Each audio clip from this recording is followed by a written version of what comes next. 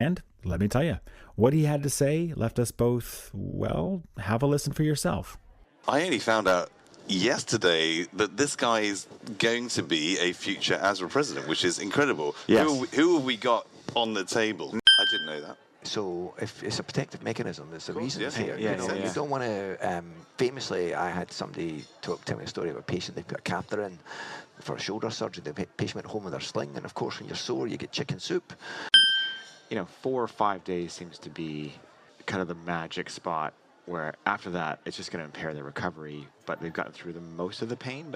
But that's not every patient, and maybe it's not even most patients. Maybe 20 days is what we need. And I think that the mechanism, still not sure, but when you actually look at it, there's no damage to the nerve. When you do an H&E stain and we've done this in an animal model, you then euthanize the animal, stain.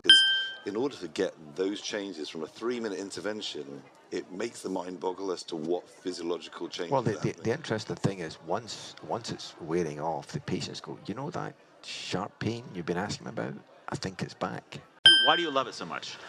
It's become a sort of running gag, right? By the way, this is the closest I've been to Steve when we've been talking about ESP blocks. Normally, he responds to me via correspondence or on social media. This is the first time he's going to tell me to my face this close why he hates the block. It's become a running gag. I mean, truly, they call me Dr. No. Is that the last one? That's the last one. I got and medical jokes, too. I tried to get medicine in there to try to keep with the theme. Not bad. That was amazing. Good job, man. I didn't bring the white New Balances and the jorts here for the talk, but maybe next time.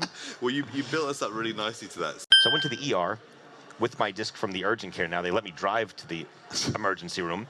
And I'm waiting to bring heart rolling around in your chest. They're having all these. So the ER doctor has a chest tube. He's like, "What happened?" He's like, "What do you do?" I'm like, "An anesthesiologist." He's like, "Oh, we'll call in the pulmonary doctor." So I do regional pain, and then some academic stuff because we have a residency, and then some admin. So my life is pretty busy. Fairly busy, yeah. Like a portfolio career. You got like a dysfunctional Swiss Army knife. I think the two big technologies coming out are the cryo, how we expand that, or peripheral nervous stimulation. I won't use the PNS too much to scare the viewers, but I think how could we make our blocks and recovery last longer?